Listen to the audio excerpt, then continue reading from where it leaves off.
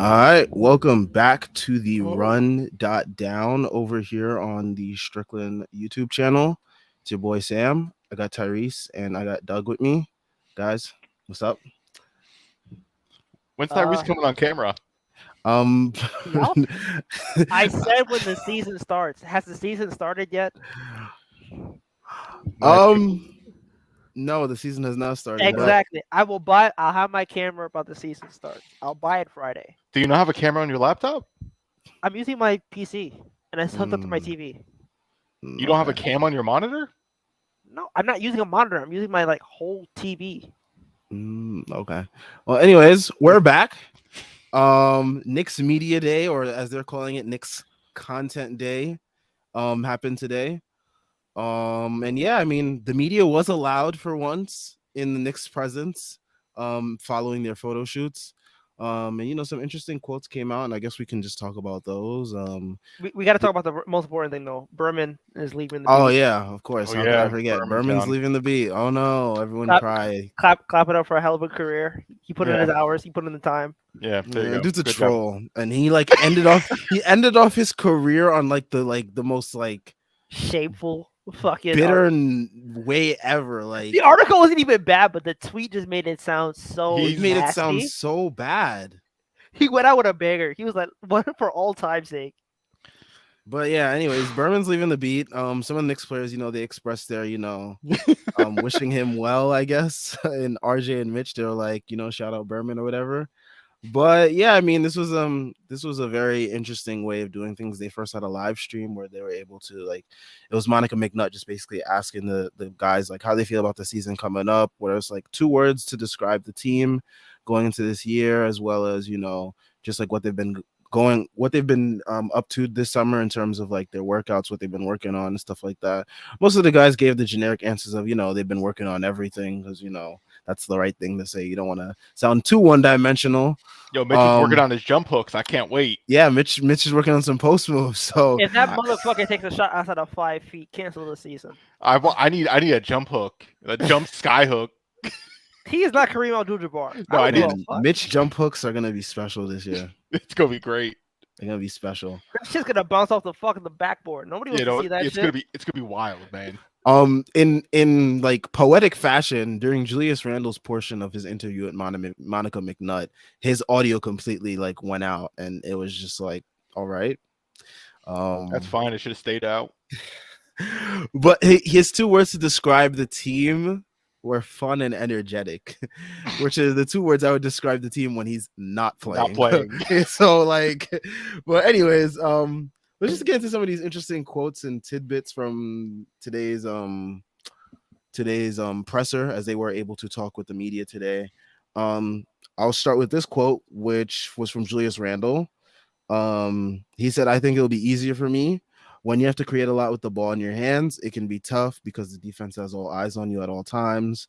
Julius Randle believes less will be more for him." How are we feeling about this quote? I mean, Tyrese, as his biggest fan. I'm not Chris. Anyway, I'll take at least third biggest. Relax, but anyway, I mean, it makes sense. I don't want to fucking see him play point guard. He's not LeBron. I can admit that he's a good player without saying that. Yeah, he should not be running the fucking offense. The idea of point forward is nice in theory, but he's just not that. And Brunson, first of all, I think Brunson's the best player on the team right now, and him having the ball in his hands is going to be a big boon for both RJ and Julius, especially Mitch too. Honestly, he just helps everybody. The floor of the team with Brunson on the court, Brunson and Grimes especially, because the backcourt is just significantly better, and I feel like everybody benefits from it. Probably, I'd say, yeah. I mean, arguably, Julie probably benefits the most if he could just do the shit that he's good at. I make quicker decisions. Quicker decisions not a good thing, but you know what I mean. Simplify the game for him. He should be solid. That's my point. Well, he could have done that last year and decided to I'm gonna up my usage and keep chucking up shots. I mean, Alec Burks is a starting point guard. I don't. Yeah, Like, I mean, the problem is it's all intertwined, right? It's ideas like Yeah. Alec Burks is the point guard. Well, why is that? Because Tibbs is a terrible coach. Why is Again, Tibbs like, a terrible coach? He allows the shit Randall did all last year. Like it's all connected. I know it's just a really tangled web, but like, I honestly think Tibbs is the biggest problem on this team. But like, it's still like a solid enough team, you know. I mean, the team should be better. I just think the big issue is who you want at the 4 if Brunson's the point guard, right? It's just like you have the better fit already on the bench. So even if Randall is still like, if I give you Tyrese that Randall is still a good player and everything like that, right? Like he's still not the best 4 for the starting lineup, right? Like he should be coming off he either shouldn't be on the team or coming off the bench. So even if we want to start conceding that, like Randall's going to be better than he was last year. Yeah, no shit, because that was one of the worst seasons ever. So he's going to be better. He's going to make more shots, but like he's still not the right fit for that starting lineup.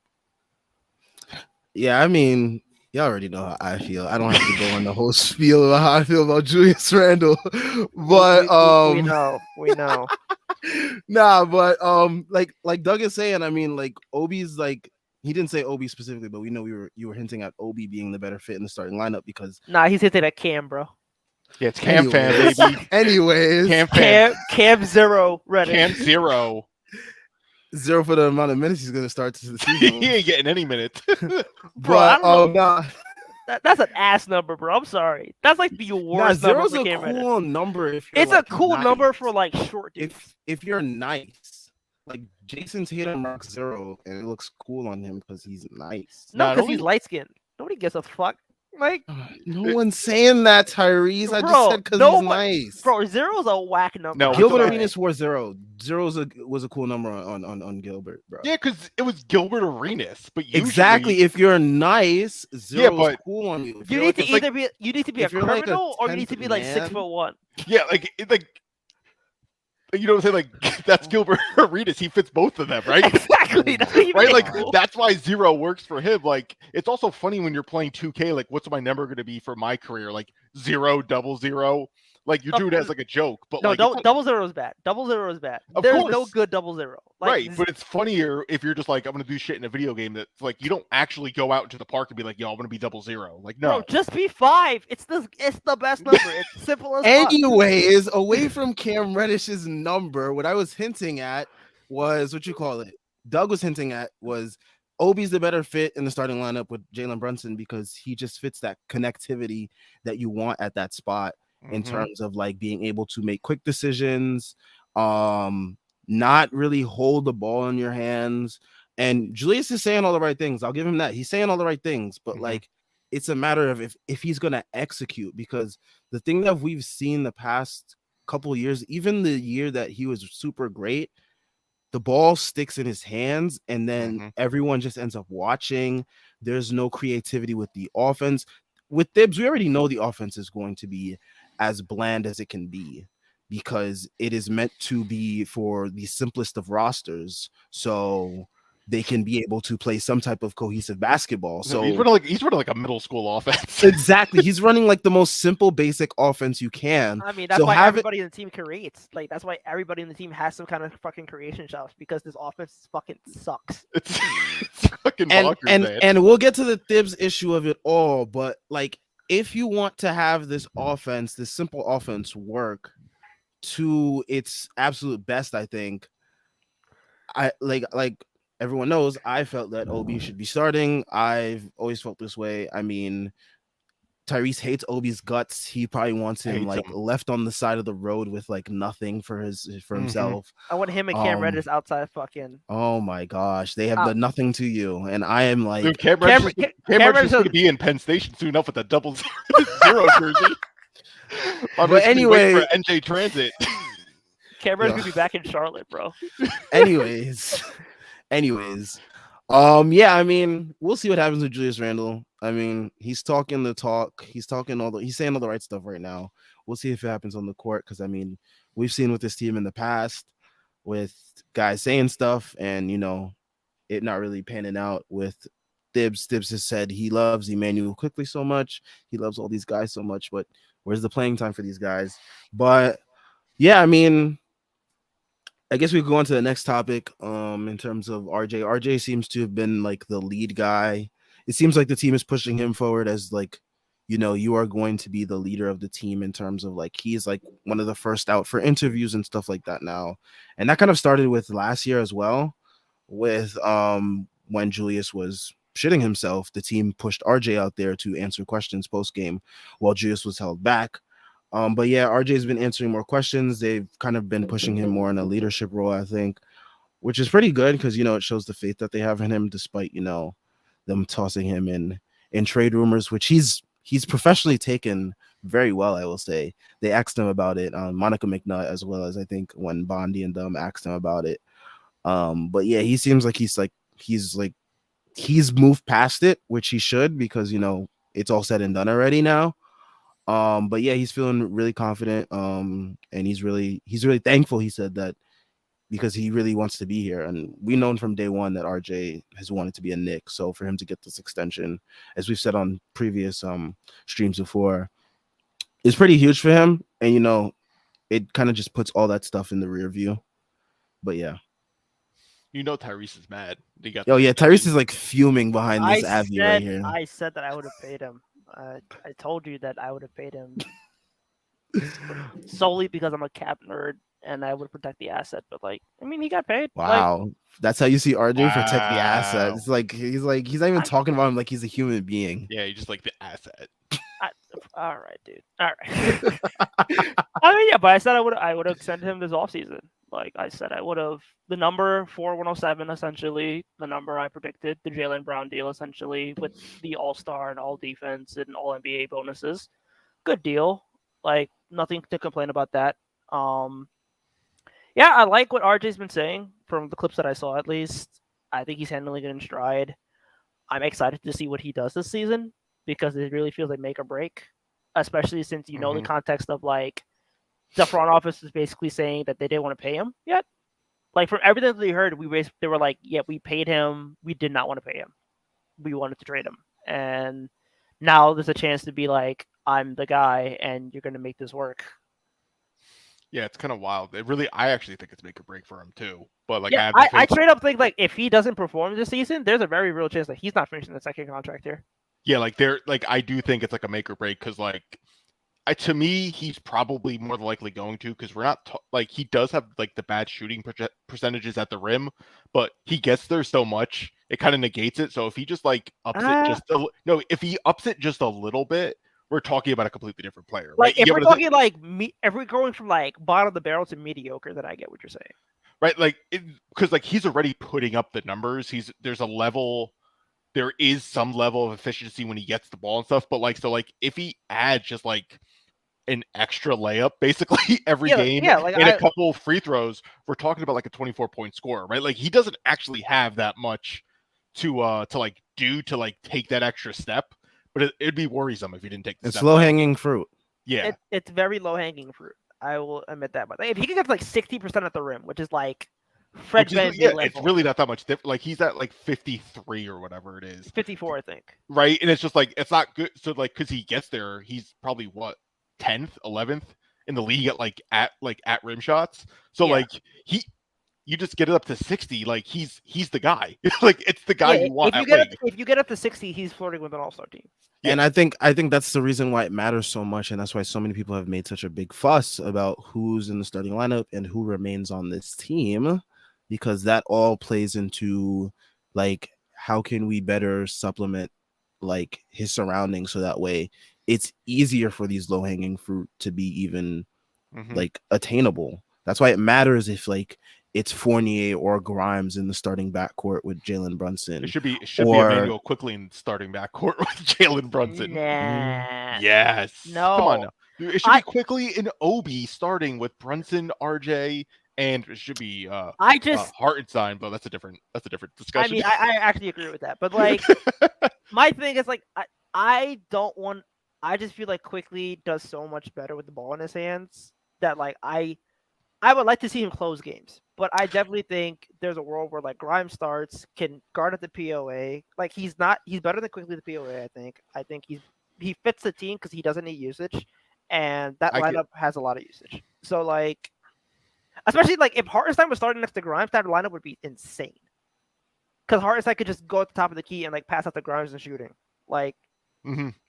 That signing is probably like the best thing that they did. Well, Brunson is really legit, but those two signings, man, those were really good. Bro, I know. Like Brock Aller knows what the fuck he was doing. I love the Hartenstein signing.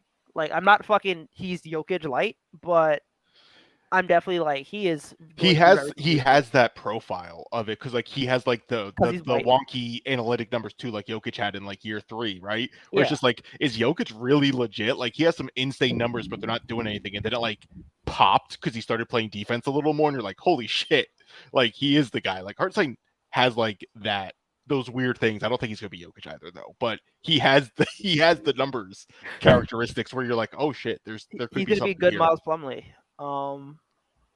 Oh yeah, that'd be legit if he was good Miles Plumlee. Yeah.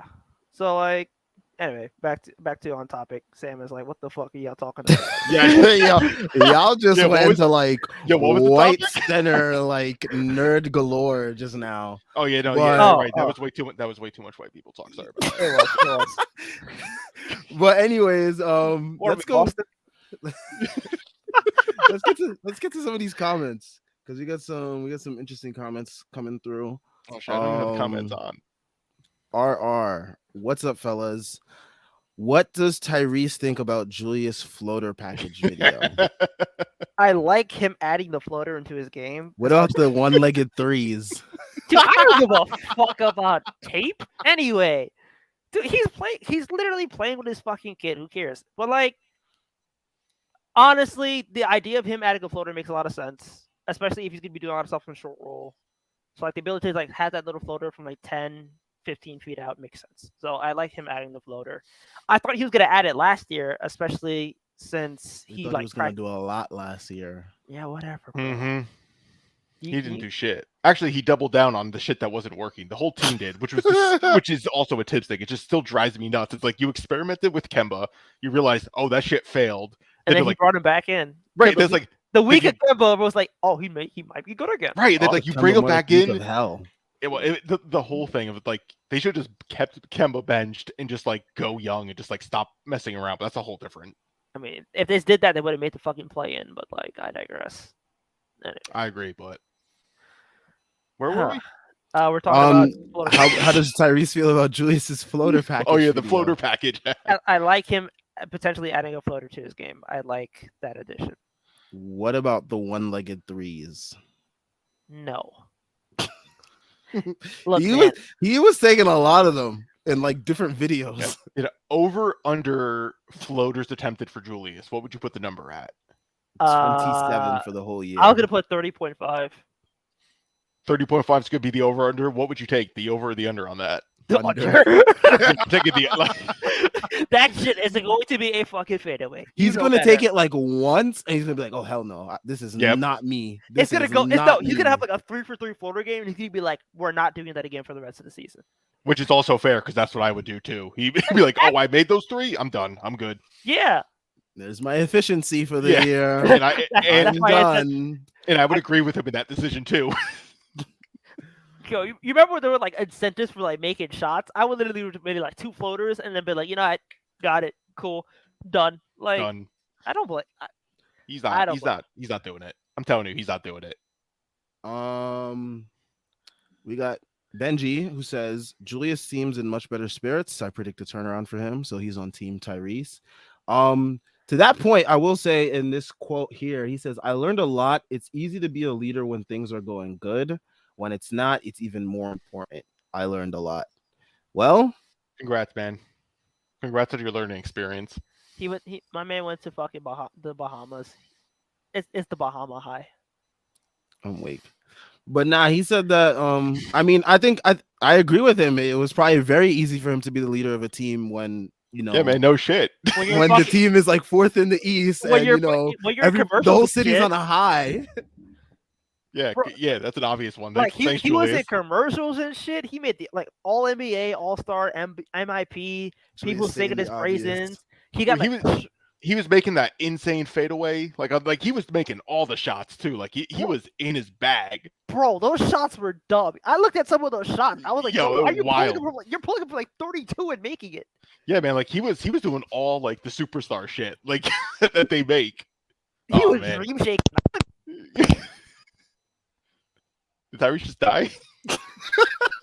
He got too excited about Julius Julius Randle. He just, Randle. like lost his mind over there. Relax. I pulled up my mic. I was fixing it. Anyway. He got too excited about Yeah, I Julius know, it's like, Randle oh my God. 2021 season. Yeah. He was like, oh my God. It was 2010 LeBron season. But y'all are nasty. JL hate watching Randall first preseason game will be special. Whoa. Yeah, I know. Next I'm not Tuesday, I'm not watching. we will be live after it to talk about like all that. Oh, you might not be, but I will. Shit, whoever is Tyrese is only coming up if Julius drops like 30, 10, and 10. Oh yeah, of course. No. That's the only reason why. I will talk my shit and then go back to sleep.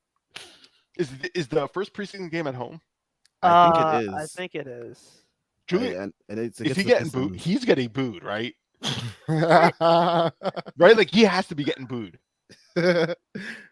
I mean, It's preseason. I don't think people care that much. bro, they were heckling him at a pro-am game in the Bronx, bro. That's what I'm He's saying. Getting, Like he's he getting was getting booed. heckled. He's getting Like, booed. He was getting heckled at a pro-am game in the Bronx. yeah, He's like getting I know the booed. team is presenting like this better image of him right now. Julius is playing the part well, but like the fans haven't forgotten what. Yeah, like, no what one's happened. forgotten, bro. Like you just look at Twitter, look at the pro-am game in the Bronx, bro. Like, it was no a one's random forgotten it. ass pro-am game in the Bronx, and If they dudes came didn't out of their lose way it. to heckle him. That's nasty. I didn't even. He's I think getting it's gonna happen. booed. I think he's getting booed. He is. He might he be. is. If it's that bad, I didn't care about that shit. I was watching the Mets. Like I was watching that pro-am game. It was hilarious. Like they were like legit like heckling him. Like didn't they lose that game too? yes, they Yeah. did. Oh, It was him, JV, and Ovi, and they lost. Yeah, The two guys that dropped 40 apiece. Jesus. That's Okay. what I'm saying. That's what I'm saying. It was a nasty night. It was a nasty night on Twitter after that game. They're gonna put his face on a split screen with fucking Clyde and be like, "I dare you to blue Clyde." That would be the smart thing to do, shield him.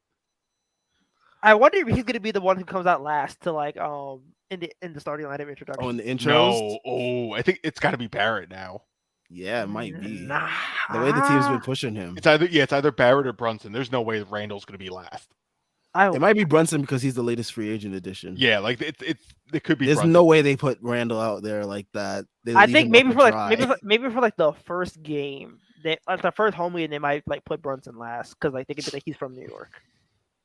Yeah, but no, Randall would 100% get booed if he was opening like the season as the last man introduced. What if he does the fucking like introduction for the season? That has to be RJ. That has to be RJ. It's definitely gonna be RJ. Yeah. There's no way they put Julius out there like Dude, they can't. yo, what's good, Knicks fans? Boo. Hey. That's how you want to start off the year. You can't have Julius Randle in front of the camera this year. You can't. Unless he's like you gotta hide him. for like the first week, you can't. And You if he's gotta good, hide then him. like you could bring him out a little bit, like behind the curtain, some shit. I don't know. It's gonna be. I think it's gonna be bad. You gotta take like a fucking like.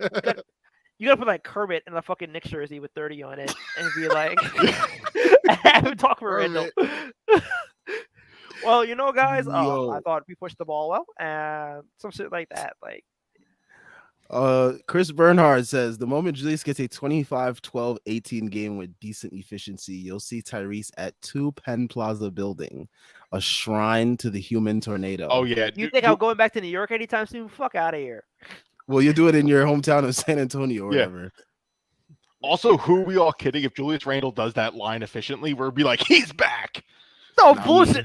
Everybody Not will be me. like, you're Not you know me. it. You fuck know it. out of here. Hell no. Fuck Hell out- no. What? You- Just because I'm gonna remember this specific comment, I'm be like, hell no. I remember this was Bullshit. brought up. Nah, you're gonna do it. Bro, if he's putting up Bro. Jokic numbers, are you fucking kidding me? Bro, I'm not. I don't That is- care. that is I don't literally- care anymore. I don't care. This bro, is this extreme dude- hating. I don't care. Dude, I'm telling you, they do something like that. Like the first game at MSG, Jalen Brunson's balling, RJ has like a dunk, and then Randall's just like flirting with a triple double, or we're gonna be like We're back. playoffs. I'll be like, yo, Yeah, I'll be like playoffs. 6 seed coming. Please still trade this idiot. You say that right It's now. I'm so- telling you, It In is the- so easy. dude, in the heat of the is moment, so you're caving in. You're caving in. I guarantee you, like, Y'all want to put six- money on this? Let's put money on this. stop, you're a recovering Let's better. put Don't money do it on to this. yourself. Let's Anyway, put money on this because really y'all wanna- playing with me. bullshit. No, I'm telling you right now. Like, you tell me right now, like, Julius makes the All-Star team. You're gonna be like, yo, fuck him. He don't deserve it. Yeah, what the fuck? Munching. Tyrese, have you not been on stream with me this whole entire off season? This What is have you I not am- learned? I am selling out because that's what I do Well, as a Knicks fan. I Every single will- time, I am I selling will- out. This is the one player I'm not doing it for. you will turn it to fucking Obi top him because the way Nope. you're gonna be fucking dick munching. I don't give a Nope. fuck. Nope. Nope. All right, man. If you say so. If you say Mhm. so. You're gonna be like, he's fucking back.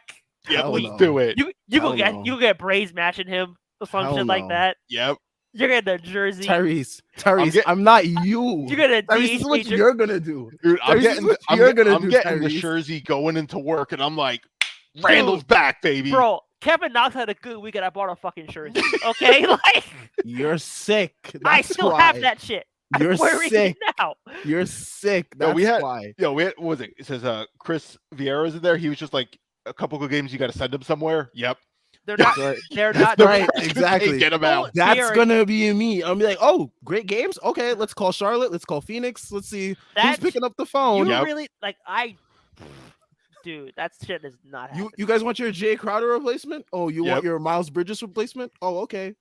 That's what you got to do. Like, I'm still gonna talk my shit as a fan. Like, Julius Randle's back, but like, Oh the no, I'm not front doing off- that. I'm They're- be like, they're oh, not- RJ's the playing front- really well right no, now. the Oh front yeah. office 100%. If he's Dude, like it's- 2 games in, you got to send his ass for whatever. RJ playing well in the beginning of the season. You're funny. You know he's gonna have like a good 10-game stinker. Stop You it. hear this? This is Doug, unbelievable. Am I you hear this? wrong? You're Doug, gonna Am def- I wrong? You're gonna Am defend I Julius wrong? Randle. But- You're gonna slander RJ Barrett. No, You hear I'm just this? saying. That's Even exactly what you did. RJ always has a This stinker, guy bro. is If You know what? RJ doesn't have a stinker, I'd be He's surprised. But he sick. always has a stinker. This I'm makes used it to worse because I was I'm used giving, to it. I gave you a little taste of the Randall. I gave you something that was against it. And you know what you did? You turned your back on me and Look, you give me RJ Barrett slander. This If is why RJ you see. This is why you can't give in to Tyrese. You know what? Randall Here's the thing, cravings. Tyrese. Guess can't. what? I'm not going to be happy if Julius Randle plays well. All right, man. I'm with Sam.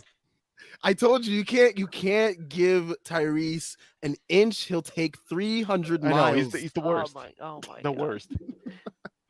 We're okay. All right, man. I give up. But anyways, I give up, dude. do we want to talk? Let's talk about. Someone said, "Cut this man mic off." Nigga, that's my show. But anyways, let's see what other comments we got here. So Nemo says, if quick, no, oh wait, Oh, I think actually, he's we talking about learned that- he's talking about the floater thing. Yeah, I saw. Oh. Actually, we learned that he wasn't a leader. Yeah, that's what we learned about Julius Randle. He's I not a said he said leader. That he learned some things, and I think he should know that RJ is better at being this leader type of guy. I mean, he's. Why'd you say? Yo, I mean, all right. If you keep it is RJ not better at handling this stuff than him or not? because he doesn't have a fucking because Julius has been a lightning round for 3 years. Let's be Yeah, perfectly but honest here. RJ Barrett's But like any- the but most even- boring person. He's perfect for the role with it. He's just like, he says all And his standard point- shit. Yeah, And he said all even this standard then, throughout all the adversity, he's still the one that comes to the podium, answers the questions, and goes on with because his he's game. bulletproof. Exactly. That's why he's perfect to be the leader. Yeah, exactly. That's I my mean, whole point. My point is like he's good for the media, but like now there's fucking the idea of him getting paid. Like he's the highest paid player in the team. If you think the team's sucking, like I think that is a very real thing. I mean, of course, obviously he's good. He's better at it because he's better. He's fucking been major since he was like 12. So like, I Yeah, don't that's doubt the fact point- that he's a leader, that's but the like point we're making. That's I think literally the whole point. my I'm whole making. point is easier to be a fucking leader when like you have guys like This Julius dude just publicly- hates RJ so much. Jesus Christ. He had to refute something that he knew Anyway. was true. He Man, just put, and he quoted Julius. He's like, well, when the adversity comes back, it's going to be harder. Oh, thanks, Julius. All right, This guy. He's All quoting right. Julius Randle about leadership right real. now. I didn't even read that shit. I just read it. He just read it. I just read it. He's not even paying attention. All right. But anyways, shout out to RJ. He said, "I really think we're gonna shock the world." How do we feel about that one? I mean, I think they'll be 44-38, and that's a good season for me. Is that Okay. shocking the world though? I mean, I don't think they're going to make the playoffs, but like I think they'll be above 500, and that shocks the world to me. Yeah, if they're above 500, that shocks the world. I don't think being above 500 is hard. I think the idea, like, if they make the playoffs, that'd be shocking. But I don't think they're going to be top 6, maybe top 8, maybe. I like that Tyrese and I agree on the larger point, but like if we ask the reason for it, I'm gonna be like, well, Julius Randle's still on the roster. You're gonna be like, well, RJ Barrett isn't efficient. Like it's pretty funny that we have the same conclusion, but we get there in 2 different roads. Because I think the general idea of the team is like this team has a bunch of like good to decent players, but like not a true like centerpiece. And that's like their Florida team is like functional enough to be like a winning team, but they're not good enough to like crack into the top half of the East.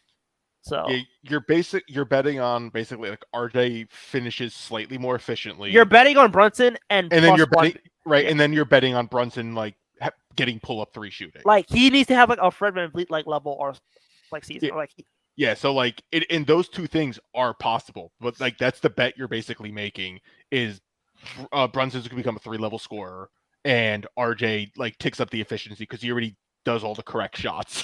So it's like if he starts making the correct shots, then you're like, oh, okay, then they're set.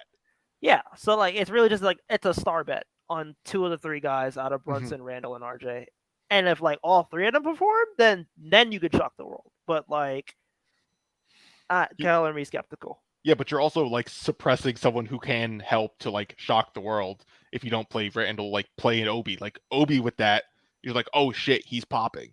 And then like quickly comes in as like the 6th or whatever it is, right? If he's still having like that 3rd guard role, but he finishes games shit. Like it's possible you're suppressing a couple guys who can pop too. Because like quickly could pop, and we're talking about a legitimate like guard. Shout out to everyone in the comments leaving some questions. We're about to get to those real quick. I just wanted to play this soundbite of Randle evaluating the year that he had last season. I don't know if everyone heard this. I didn't. I can't wait. Okay. I mean, like you said, it's hurdles. Ups and downs, all different type of things. But like anything in the season, whether it's a great season, whether it's a bad season, you learn. And I think I learned a lot for sure.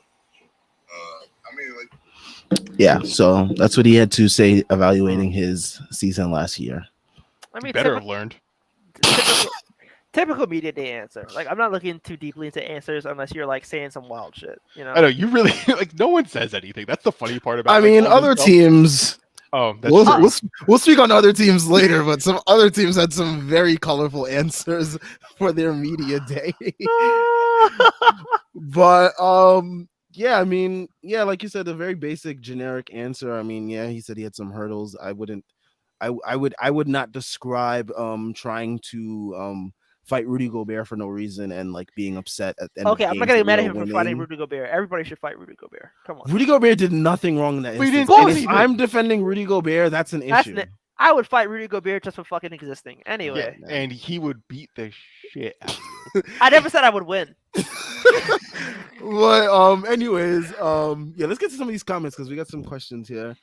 Jordan Bub says, what would happen in this season for Tyrese to admit Obi is better than Randle? Obi would have to be better than Randle. He's already better than Randle. He's not. Relax. Jesus Christ. 2 weeks, 2 weeks against fucking G Leaguers does not move me. Dude, it's not 2 weeks. It's been 2 years.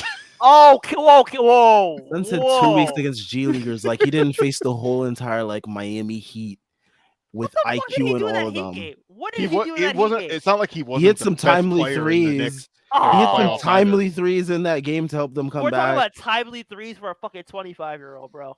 Come on. I mean, I thought he was the best player in the playoffs against the Hawks. So, oh my gosh, Julius Randle makes a basic skip pass, and Tyrese, you lose yourself.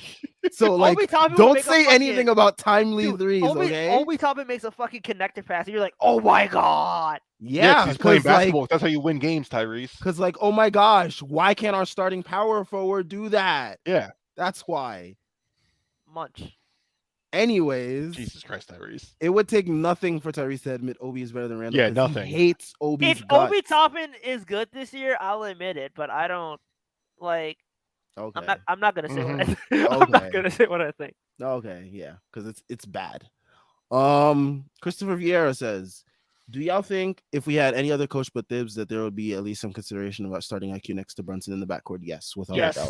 Yes, but Yes. I think the idea 1000%. I absolutely think so, but I think that a lot of coaches probably just go Grimes because again, like Grimes, if you're looking for like a 3-and-D wing for that backcourt, Grimes makes a ton of sense.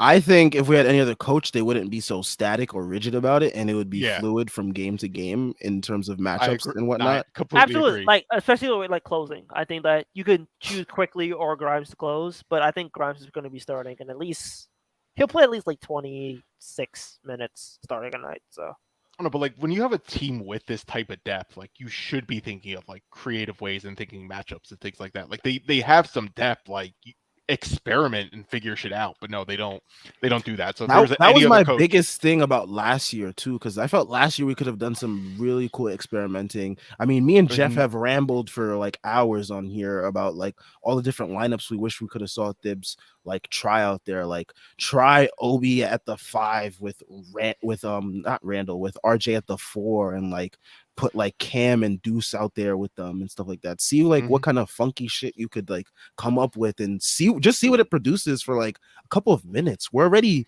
stinking it up a lot of these nights, especially in February. dude, you're That starting February Alec Burks stretch. at point guard. You gave up.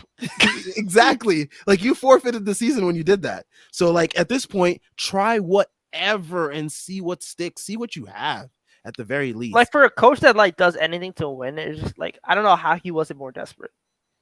I don't know. None of last season really makes sense. Felt like a fever dream, like a really bad fever dream. Because we're just like, why is nothing being done? It was fucking Groundhog's Day, right? Like nothing was done. We're just like, what are you doing? How are you keep going into the game doing the same exact thing that keeps failing? How many was it losses they had of like over 20? Like they 8, right? Like some insane shit. Like You literally like this team literally would have been at least 500 if they coached like if it would have decently coached. Like this team, think about like how much this team had to go through. Kemba Walker being ass, Fournier being ass, Julius being ass, RJ being ass until 2022 started. Fucking Mitch being out of shape until 2022. Really, yeah, it was wild. D Rose being out 2/3 of the season. Fucking Obi Toppin being ass until like really until like he came back to fucking the hamstring tweak. Cam Reddish coming on the team, Alec Burks starting. Like this team was Nerlens Noel being out like half the season. This team was. Look at all the shit that happened. This team finished 4 games under 500, and they blew 8 games with a lead of 20 points or more. Yeah, it's insane. Like it's like that shows you like how functional the team can be if it was decently coached. Right. That's the frustrating thing. I think this is the one time where like Knicks fans, especially like, are frustrated because it's like. We could be better. This was the disaster season. It was like, oh shit, the Knicks had a neutral net rating with Alec Burks as the starting point guard, and it's like you're doing stupid shit and you're still somehow being decent. Like just do common sense stuff. And it was just like, nope, we're gonna keep running it. Yeah, which is why like just insane.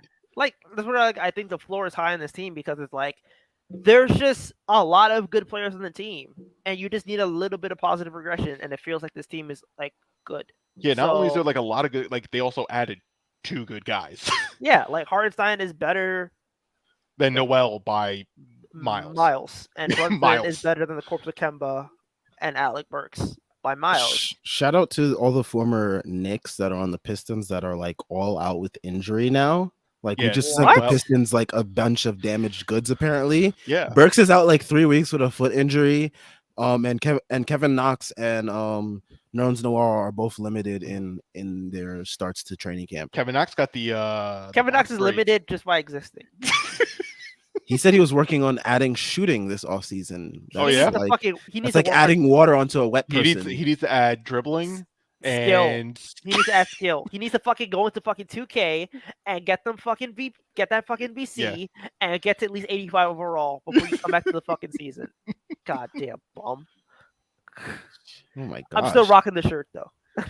Nemo says, do you think Thibs will value more of Mitch's defense or iHeart's spacing, allowing Julius to suck some less getting into the paint? Pause, but Mitch's defense.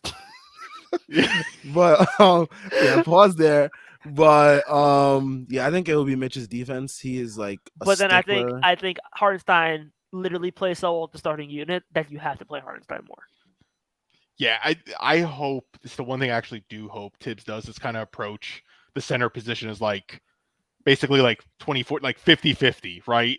And then I just think kind of it'll be like and then like 27-20 or like 20, like something no, like that. what I'm saying is I would wish Tibbs would just treat it as like both of them are like neutral, and then depending on the matchup and how the game's going, you fluctuate. You know what I'm saying? Because like there's gonna be sometimes you should definitely have Mitch in, especially if he's on like one of those like offensive rebounding streaks, right? It's just like nah, he's just gonna dominate, just let him go. But like if like that's not really working for that game, like just then you bring in Hart and let him finish up. Like that's what they should do. You look at this team, you're just like, these guys fit so well into good situations, and Tibbs is not going to use the situations at all. Like imagine like Ty Lue was the coach of this team. That's like, the thing I was saying last year, man. I was like, yo, if Ty Lue was this Ty Lue would be having a field day. All the creative lineups that he would come up with, because I'll be watching Clippers games, I'm like, yo, they do wild shit.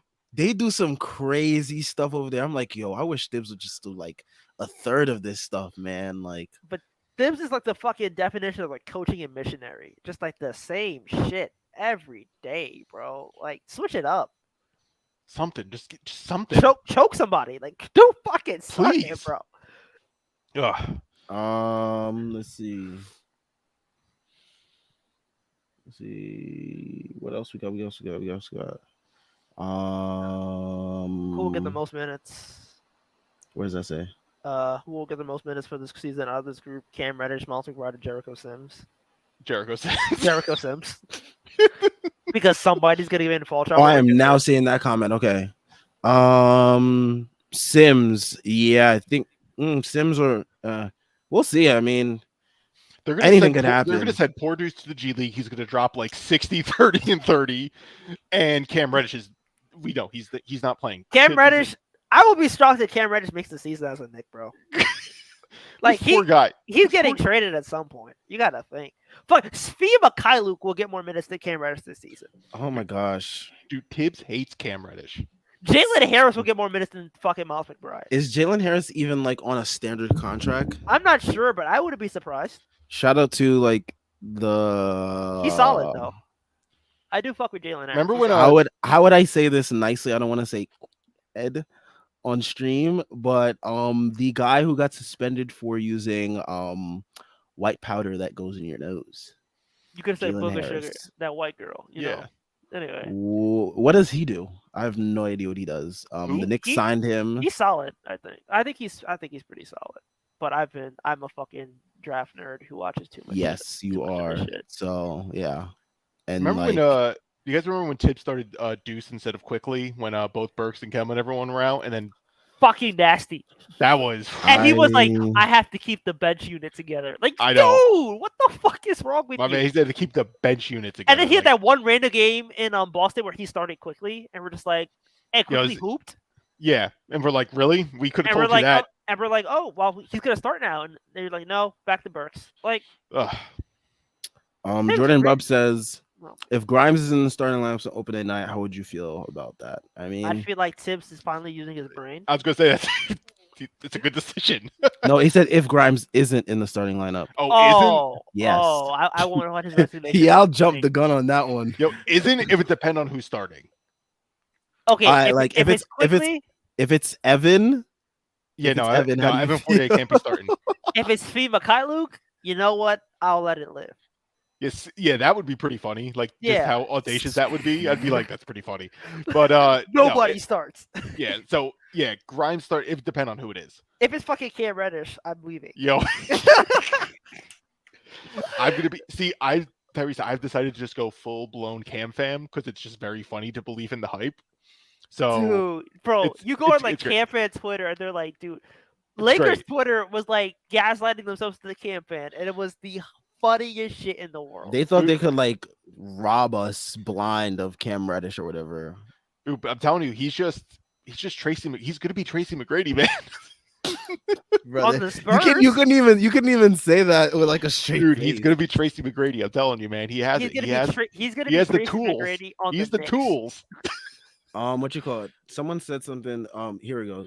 Christopher Vieira was saying Tibbs talking about Lou's creativity last year, which was hilarious to me, by the way. He had the nerve to bring up Ty Lue Yeah, as like someone that he like watches film about or something. Oh yeah, and you're is, like, watching very Ty Lue? creative. Yeah, And it's sure you like are. it was like he was speaking about an alien. It was like, bro, you have no idea what you're talking about, bro. You have no idea. Like, shut up. Tired of Tibbs. No, dead Speaking, this is a great segue into my other point. So Leon Rose gave an interview with Alan Hahn of MSG Networks, as we all know.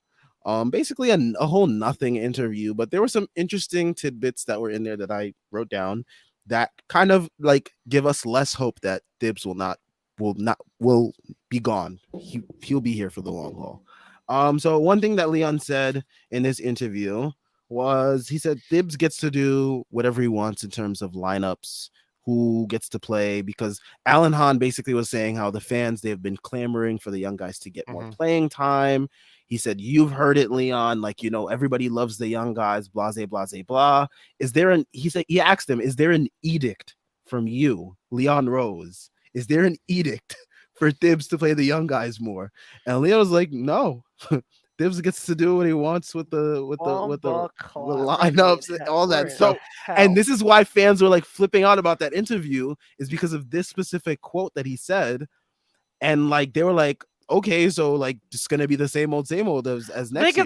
The thing is, like, he'll never admit that there was an edict. So like, yeah, so he never will, but we'll see from like his play. We'll see how Thibs goes about playing guys, if there really was an edict or not. No, and if Thibs is like chugging out Derrick Rose 34 minutes a night.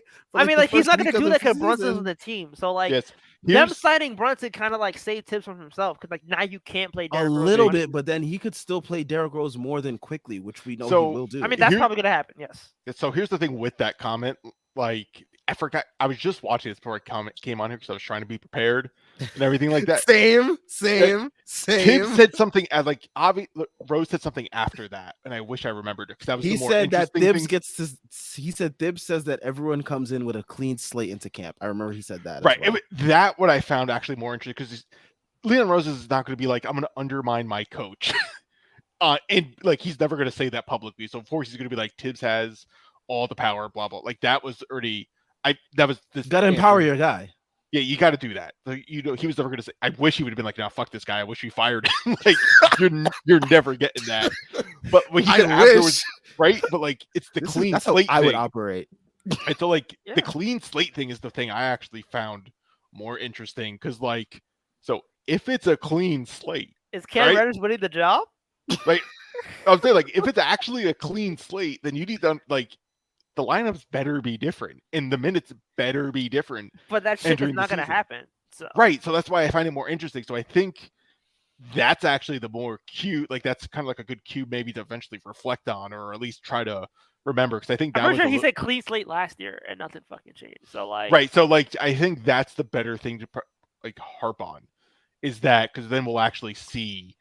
Is there actually like that's like the accountability line? There's no clean slate in the NBA when contracts are a thing. So like I don't buy that shit for a second. Right, but like that's I'm saying for us, or even like the media should like, you can do that and ask the things like, hey, if this is about clean slates and accountability in minutes distribution, anything, look at these stats with this player versus, you know, this stats with this player. You know they're gonna talk about Donovan Mitchell and fucking shit like that. That's what's stupid. I know that, Tyrese. What I'm saying is like that's what they should be. I know. We need a fucking nerd to infiltrate the beat. Right, like Stephen Bonnie's not going to do any of that. He's going to keep asking RJ, "How do you feel about being in trade rumors for the entire year? How do you feel about almost moving to Salt Lake City?" Right, like it's going to be the stupidest, shittiest questions. Like, and then they complain about not getting opportunities. I was just about to say, like, why should the fans care about media not getting access when you're not asking the things that we truly care about in terms of holding the coach accountable for when he says something and acting on it? That's what we want you to do. Also, that's what you're here for. So who's going to be Thibs' mouthpiece now because Berman's gone? Now I'm curious about that's a good question. We'll because you know Berman is like Thibs was getting like Berman they're was best friends. So, yeah, they're so, best like, friends. They're eating some weird ass shit together. Some fucking shawarma. you know they're at like they're just eating like the pretzels on the carts. There are halal guys right now. Throwing back fucking. They're getting like fucking white sauce in their halal guys. Yeah, right now. they're reminiscing about the good old days. Yep, with their Dockers on and shit like that. Interesting tidbit. I saw today someone posted, I forgot the account, but they said that last time we went to the finals was obviously the 99 season. The following season is when Berman joined the Beat. Oh, we're out. We're free. We did it. It's been Berman this dude. It's been Berman this whole time. All that negative energy. All that hate in his heart. All that negative energy, man. All that negative energy. I just wonder who's gonna be the Beat holding us now. back. I'm really curious who's gonna be in the Beat now. I think it's the Zach guy. Khalil, remember that tweet that Khalil? Yeah. So I think it's that guy. He's gonna be the new Knicks guy on the Beat. Might be because he was there today, so who knows? But anyways, yeah. I mean, yeah, that the media, they want us to care so much about them not getting access, but they're not giving us what we want in terms of holding the coach accountable for when he says something. They ask the stupidest questions, and like fans are like, okay, like what does that have to do with what we want? You're supposed to be like, they're basically the passageway from the fans to the players. That's what they're supposed to be, basically, and they're supposed to inform us about what the players do, what goes on exactly. So Tyrese says he crashed. Oh, thank God. Okay, now that Tyrese is gone, he'll be back. But yeah, I mean, that's basically what the fans are supposed. That's what the press is supposed to be, and they've just become like trolls, basically. Yeah, exactly. Like I don't care about it. That's the part that's always found funny. It's just like, I would support you guys if you did a better job.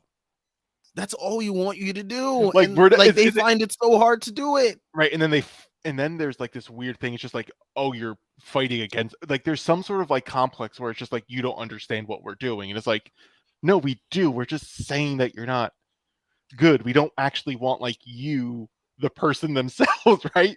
Just like you'll see like Bonnie doing that. And it's just like, Bonnie, man, it's just like, it's a you thing. Like it's a you thing, man. Like it's not that we hate the press or the reporter or anything. We hate the way you do it. We just don't like the way you're doing your job. Yeah, like do a better job. Maybe we might care a little bit more. This is like like you would like basically gets all the love. Tyrese, you're like speaking from like I know cavern. where are you speaking from? San Antonio. It sounds like you're actually in San Antonio. Your mic's in New York. Better. No. Fix your settings. I'll be back. This guy. But anyways, back to what we were saying. Yeah, I mean, the media, like, they can cry all they want. We're not gonna care unless they do a better job. And last night kind of proved it with Mark Berman's like send-off tweet, basically, of his like Knicks career. Yeah.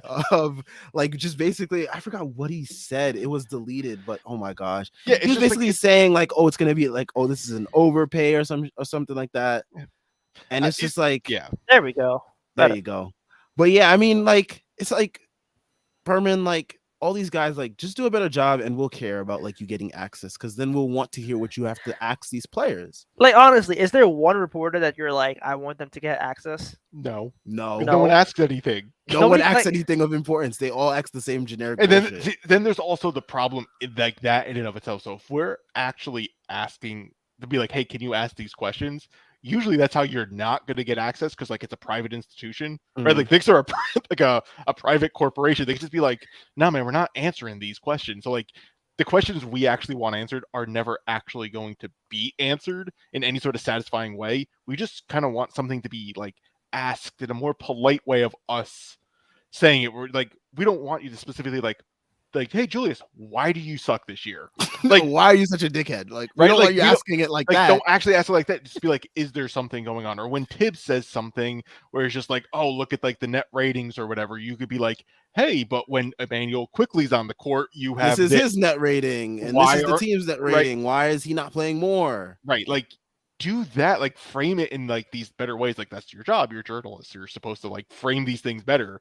Like you're supposed to be the filter that translates for us. Like, of course, I went to journalism classes for like 2 years. Like, come on, like that's what it is. It's just like, yeah, obviously you have to be like, Tibbs, your lineups suck. What the fuck are you doing? Like, yeah, of course, don't ask it that way. But like, why did you start Kemba until like journalism way? Yeah, why didn't you start Kemba like after the first game where we're like, oh shit, he's cooked. Like we knew right away Kemba was cooked in what, game 3, game 5? Game 3 he was hooping, I think. There was just like a point. It was like early on in the season. It could have been like game 10 where like, oh shit, he's done. Like there was like a distinct point. I'm like gonna pull he's up the log cooked. now because like now I'm interested. While Right, you're like- pulling up the log, I'm gonna go to some of these questions. And He was cooking early because like you remember he was shooting like fucking like 60% from three early. Okay, in the then it was season? Okay, you're right because they went like 5-2 or whatever. They went were, like- 5-1. Yeah, they there were, was like, a point where he started becoming really hesitant in shooting, and everybody was like, Yes. "Kemba, why aren't you shooting?" Yeah, I remember yeah, me there and Doug, we were watching a Charlotte game, and he Yeah, finally went off. Yeah, like and he went And everybody was crazy, like, too. "Oh, finally, Kemba's gonna start like taking more shots," and then he he went stopped. back to being. And then we passive. lost that game. That was the game where like the fucking windmill between like Bridges and Yeah, Obi, and then we Tyron, lost that yeah. shit. I'm And telling fucking like Julius shit himself. yeah, there was like- like early stages of we knew like oh Kemba's Like cooked. I think he was cooked in like that Indiana game, that first Indiana game where he just put up nothing but goose eggs, and that's when you're like, oh yeah, he's probably done. It was the Indiana goose egg, the Milwaukee win where we came back on the road and Derrick Rose had to like finish the game out, and then he missed the game in Cleveland, and you're like, oh wait, he's cooked. Yeah, okay, that makes more sense. Oh, this is a great comment. Oh my gosh, this brings me back. Okay. Do y'all remember the Hornets game where IQ was cooking, but he subbed him out for Burks and told the media IQ needed to play better? Fuck that game. Tyrese and Sam's Yeah, I remember that game. reaction Yo, I was remember that game. hilarious. Yo, that was Oh man, classic last season live streams. Oh I mean, man, bro, I'm telling you, bro. Tom Thibodeau was some kind of conquistador or slave owner in a different life because there's Dude. no fucking way he was able to justify that shit. That shit was the nastiest shit I've ever seen in my life, bro. I've never seen Emmanuel Quick does nothing but put a bucket and praise the Lord, and that That's man it. did That's not all he get any does. opportunity. Like That's the it. only bad thing about it quickly is that he likes Justin LeBoy tweets. That's it. That's it. he's everything Oh, you want man. in a guard. He can score. He can pass. He's a very good defensive He player. says, "I Like, thank God" after every interview. Every- Like, come on. he's the star. You can everyone take him to your wants. mother's house. Like he's the Like, guy. he's like that one NBA player you definitely know like your mother's gonna love him at dinner and stuff like that. Yeah, Like, exactly. Everyone's gonna love him. Bro, like you can bring him to Thanksgiving dinner and he'd be like, "How you doing, man?" Right, he's sir?" like, can Like, I he- say, he can will I bless- say grace? he will say the grace for Thanksgiving. Can I dinner say for grace? his And they're like, man. oh, of course you can. bro, my mom doesn't care about this. My mom knows quickly. Like, come on. But yeah, I mean, this comment kind of encapsulates like how all of last season went. I mean, remember when IQ was cooking, and then Burks took his spot, and we lost, and Thibs had some BS to say after the game, after the Like, the how many media times did didn't press Quickly him about cook- it. Like, quickly would cook so many times, and then like just not get any rope. And It was just nasty every single time because you're just like, oh, here's quickly to save the save the game again. Then Bro, we're like, and I know he's tired of that shit too, where it's just like, all right, here we go. right? we're It's down- like, they're we're like, down now 10. we're good.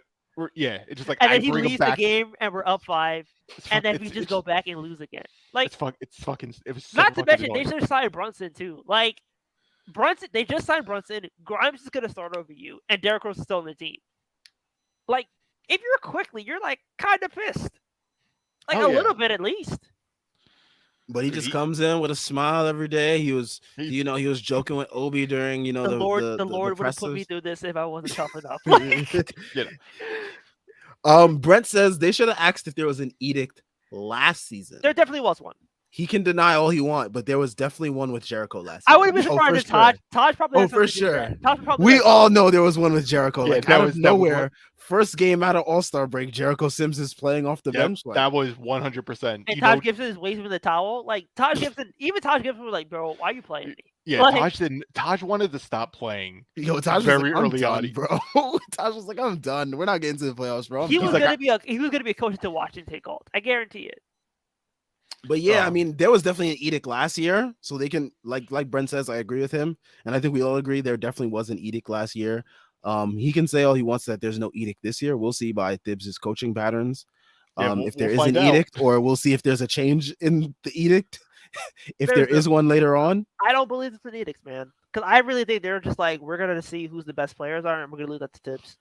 Okay, well, what I'm saying, I hope that's the case, and then I hope the right conclusions are made if we don't see like Brunson, Fournier, RJ, Randall, Mitch, right? You know what I'm saying? Like, I don't want Okay, that. okay, I'll retract that. The only edict that they probably have is Grimes is starting this year.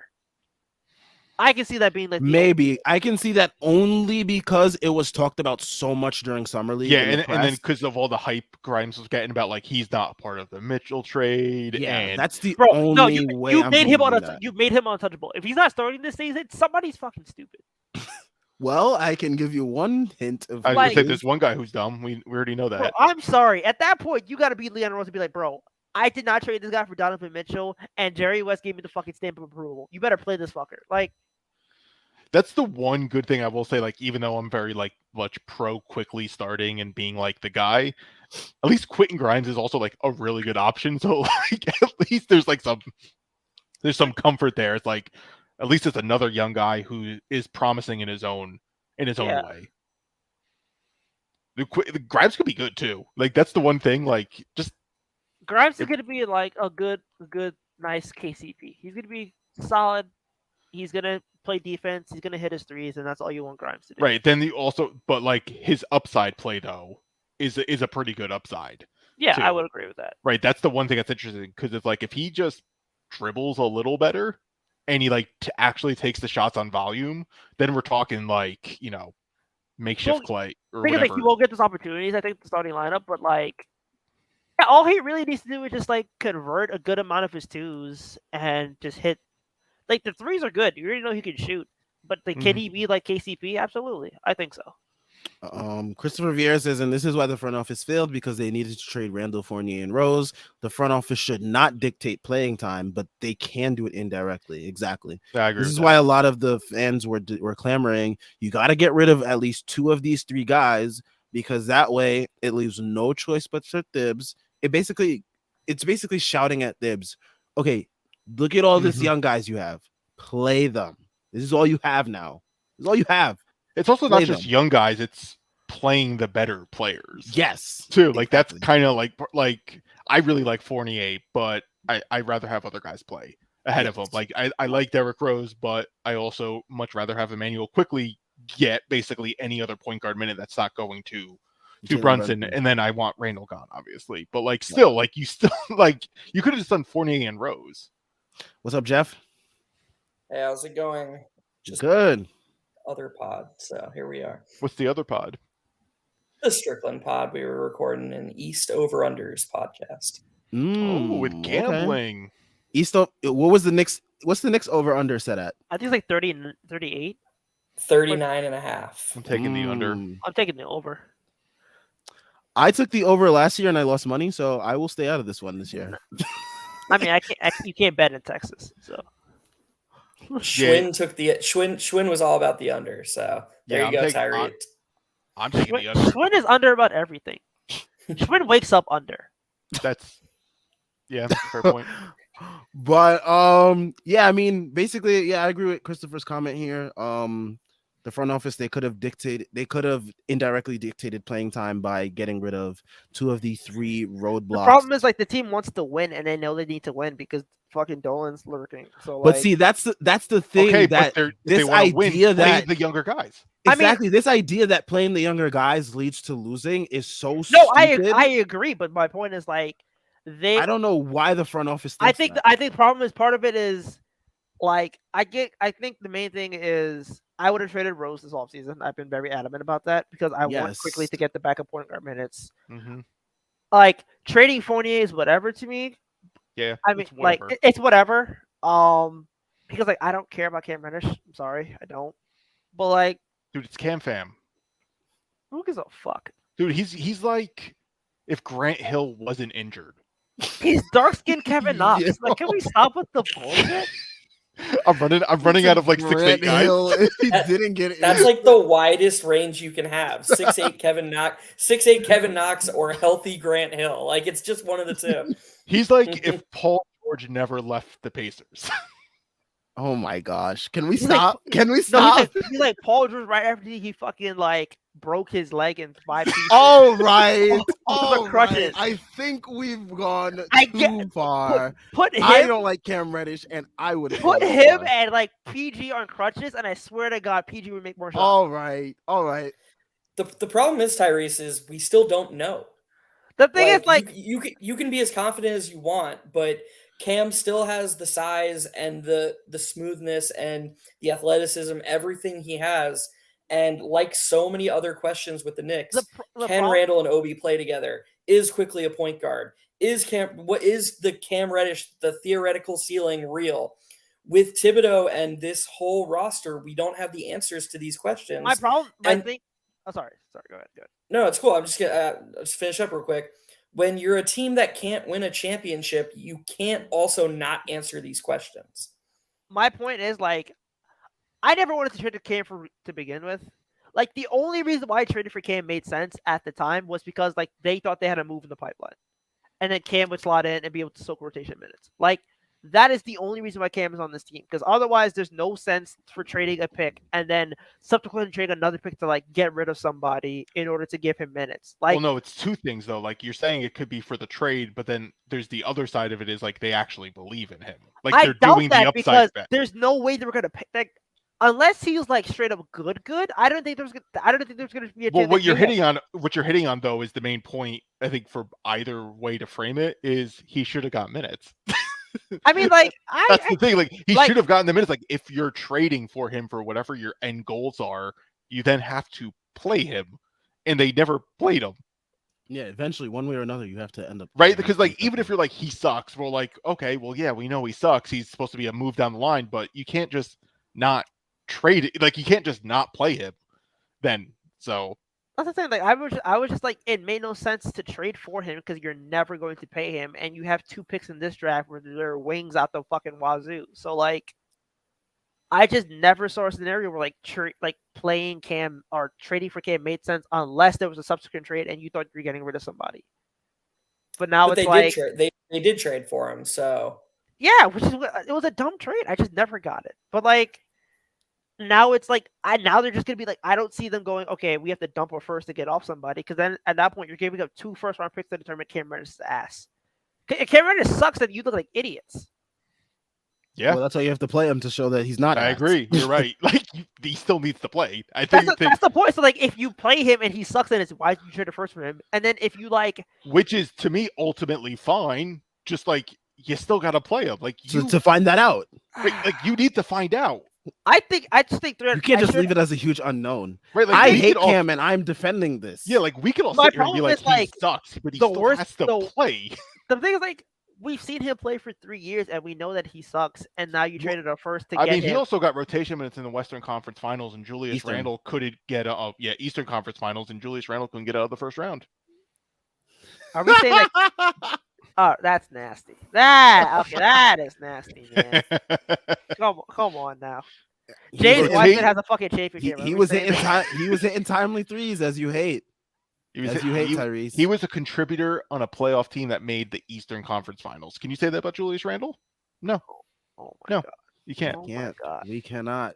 Let's get back to some of these questions. Fucking Doug Campion is the worst iteration of that. Brent, who do you think will be this year's Burks? Guy whose value will peak at deadline, but we stupidly won't trade. Player Thibs will run into the ground with rotation. D Rose. It's gonna be Derrick yeah, Rose. I was just going to say Derrick Rose fits like the bill like way too easily. He's gonna start off on like fire because like he hasn't played because he was definitely healthy. And he's like, no, I'm And he's taking lost the rest. like all this weight too. Like he took off the rest of the season because he was like, I'm not playing because Tibbs is gonna play me. He wanted his rest. Smart move. He's gonna be come out balling. And then there's like, oh, we got old Derrick Rose back. And then it's like no, guys, Derrick you learned Rose the was wrong. good. Like Derrick Rose was good last night. He shot 40% from 3 on good volume. Derrick Rose is very good, but like they're gonna overuse him and he's not gonna get traded. And we're gonna be like, what are we doing? dude, when with Tibbs not being married, when Derrick Rose came to camp and Tibbs saw that body, he went into his office, shut the lights off, closed the blinds, and was just in there for 15 minutes.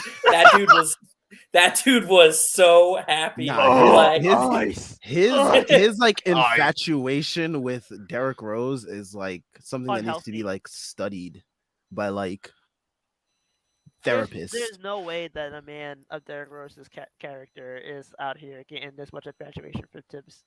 I'm just, it makes no sense. I wish Luol Deng came out of retirement to join the Knicks. That would have been. He would have been on the fucking team so quick. Yo, he would have been starting 3. Bro, if no one was healthy, I have a question for you guys. So we know he loves Rose, but Brunson's playing 32 minutes. And we know how Tibbs likes his standard hockey shifts. Rose will be his backup. So I don't want to get into the Quickly part of it because it's going to make me way too mad. We all know Quickly is going to get underplayed. But Yeah, we were speaking will about that he earlier. will too. he play Brunson and Rose together? No. Like he will, right? 2K makes him do it. So I mean, I don't see it. That's 2K makes Tibbs do some wild shit, man. He plays like Tibbs. He plays like because the Randall and wild Obi shit together a lot. Yeah, Okay. that's wild shit. That's how fucked we are as a fan base. Wild shit is playing two of your best players together. it's insane. I kind of with Tyrese, that's probably the one thing I'd be shocked with if he did both Rose and Brunson, because it's just like, no, man, you can't do that. You can't. You just had Grimes on the untouchable list. Like, you can't have Derrick Rose taking up minutes at the 2 over like some of the guys that they said were untouchable and shit like that. Like, no, you can't. Quickly's the backup too. If Grimes started, Quickly's the backup too. You can't have them play. I hope so. I mean, I would I'm assume he's the saying, backup I'm too. saying on nights, it's the third. Like, just picture it. It's the fourth quarter. Rose is having a good game. Quickly's struggling, and Brunson hits the scorer's table. Tibbs could not pull Quickly fast enough and leave Rose out there. Like, I can just picture that. I really can. I could see it, man. I could see it, and that's the thing that I hate the most about like this year. It's like I can see that it definitely happening. I think that'll be the one time there'd be so much media pressure, just because the fans are overwhelming on like the internet about like what the fuck is going on here. Like it would be. That's why I don't say it. I think it would just be like, excuse me, you did what? Like, especially if it's a loss. Like that's a lot. All these post game shows would be on fire. Like thing- it would the just be thing people is, yelling. Do you guys? There was the Brooklyn game last year when we blew the 27-point lead or 29-point lead, maybe, when KD and Kyrie were both out, and that game Quickly was crushing, and then Tibbs pulled him for Burks with like 4 minutes left, and we were all like, me and Sam and Tyrese said after the game, we were like, man, the media is gonna crush him. Everyone knows they should have kept Quickly, and nobody said anything. Like, it was just like, okay, on to the next one. And this goes back to a point that me and Doug were talking about when Tyrese's like internet was like messing with him. Is like the media wants us to care about them not getting access. Do a better job at pressuring the coach and holding him accountable for all the BS that he does, so that way we can care about your access. Or else we don't care that you didn't get to interview Leon Rose before the season started. Like, we don't care about that because you're not going to ask him anything of value except for what happened in the Donovan Mitchell negotiations. Why didn't you guys get it done? Why'd you offer RJ? Why didn't you guys offer Quentin Grimes? Like, we don't care about that anymore. What's said and done is gone. We care about important stuff like holding the coach accountable for all the nonsense that he puts us through during the regular season, where he says one thing and does 10 million other things that go against that. True. Tired, man. Tired of Preach. We need Tibbs out of here. How do we get him out? Well, according to what Leon says, and like Leon seems to believe this philosophy, everyone gets a clean slate. So I guess Leon believes Tibbs gets a clean slate this year as well. If the Knicks like struggle, I think he would have to be on the hot seat. I mean, because like Leon Rose is going to be in the hot seat at that point, so Tibbs is going to be Tibbs is going to. Yeah, right. Like I think if there's another struggling year, because it's like you could basically say like, okay, they made like after the whole change for like Leon Rose like years late, like they make the playoffs, they statistically underperform, right? Like it's all there. Like they were an underperforming team. They're supposed to perform better, and then they're going to potentially do that again for a second year in a row. They're underperforming. Then I think Tibbs is in trouble. They're going to have to consider like some hot seat stuff. Like they can't come out underperforming again. Yeah, But they got the guys. What would you consider underperforming? I'm just curious because below 500. Man, that's below 500. Look, Tyrese, you know me. You know I'm out on Tibbs, but with the way the East is, and if you've looked at their schedule with they have a brutal road stretch early in the season. If the expectations are 500 or better, bro, that guy's gone. It would have to be a point differential too that skews in. It would have to be like it's not just under 500. It's like, no, you're supposed to be better type of under 500. Like, I don't know. Like if they're just under 500, it's just like, well, yeah, the East is tougher or whatever. But like if they're literally underperforming what they're producing and the wins aren't matching up, then I think that's where the hot seat. And also comes maybe like if there's a couple bad losses, like home losses to teams they should beat. Yeah, like if they keep doing like their blowout thing again like they did last year. If they lose to the Thunder twice like last year. Like yeah, like there's certain situations where it's like you gave up, like you were crushing them for like 3.5 quarters and you gave up what amount of lead, how many times? Like if they do that again, The then the Blazers game, the Lakers game, like we're like basically the West Coast road trip where we were basically blowing out teams for the first half and then losing the second half. Yeah. I think three of those games we had a 20+ point lead, and dude, you're exactly right. The Blazers, the Thunder, and the Nets games were 3 straight games, and they had 25-point leads in all 3, Right. and they lost all 3. Yeah, so I don't know the Thunder game. Yeah, all 3. They had 25-point leads in all 3. I don't know about the Thunder game. I could check that though. Either way, but like I said, like that's the type of start I'm talking about, where it's like you're up. And you're like, how are you not still closing out things? Like, you're not doing anything different. Like, then I think that's where the hot seat is. If they're at least trying something different and they're just, like, losing because of, like, teams are better, then it's like, okay, whatever. He's still going to be here. They're trying. It's that underperformance type thing. So Jordan says, I'll read the question out loud, but I think we can all agree that it's Grimes already, just based on what we've already said. Which Knicks player has to be successful this season for front office to not have egg on their face? Brunson. I think we all agree it's no. I don't think it's Brunson because I think we naturally know Brunson's going to be pretty okay.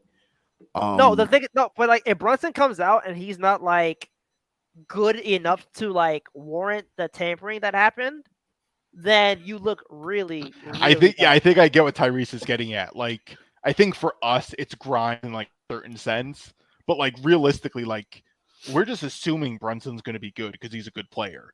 But like, if he really doesn't show up, we're gonna be like, like you did what now? And like, dude, Leon Rose got hired, and the first thing everybody was like, Jalen Brunson's coming to the Knicks. We knew this shit was gonna happen for like 2 years. If he bombs, and that's your big fish. This is the biggest fucking free agent, arguably, in Knicks history. Like, Stoudemire was washed by the time we got him. I don't care about that shit. Even if he made the All-Star not really. team. He had an MVP season. I was gonna say, man, like Stoudemire was huge, and then he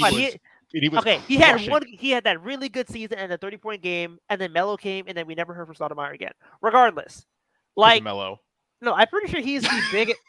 I just wanted to play Melo for something. I'm pretty sure he's like the biggest extension in Knicks history for like a free agent. That's not one of their own. I'm pretty sure he's the biggest. Who? Brunson.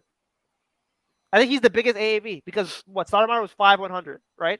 Yeah, Stoudemire was 5,100. Yeah, it would be Brunson would probably be the highest. Yeah. Yeah, so Brunson is the most expensive Knicks free agent.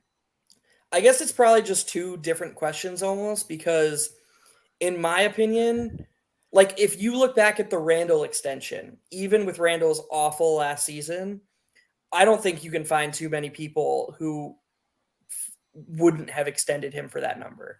Like, number was crazy. I mean, good for you if you wouldn't have, but it was just such a reasonable deal in my opinion. I don't see a scenario where we look back and think, you know what, we shouldn't have given Brunson that money. I just think it was something the front office was always going to do, and most people are on board with it. But if Grimes punts and you can create the narrative that the Knicks refused to trade him for Donovan Mitchell, there could be legit backlash from the fan base on this front office. I know Doug didn't want Mitchell, so maybe not from him, but I mean, from enough people that egg on your face. I think Grimes. Oh yeah, I mean, I've seen tons of fans they've already been joking about Grimes being untouchable this whole offseason now. But I don't think for Brunson it's the money though. It's more of the circumstances around it. He obviously got paid a fair contract. We saw what he did. We saw his growth. It's more of this circumstantial stuff where it's you paid the context of how right, he got you them. paid your godson how much money to suck up, to suck on the Knicks.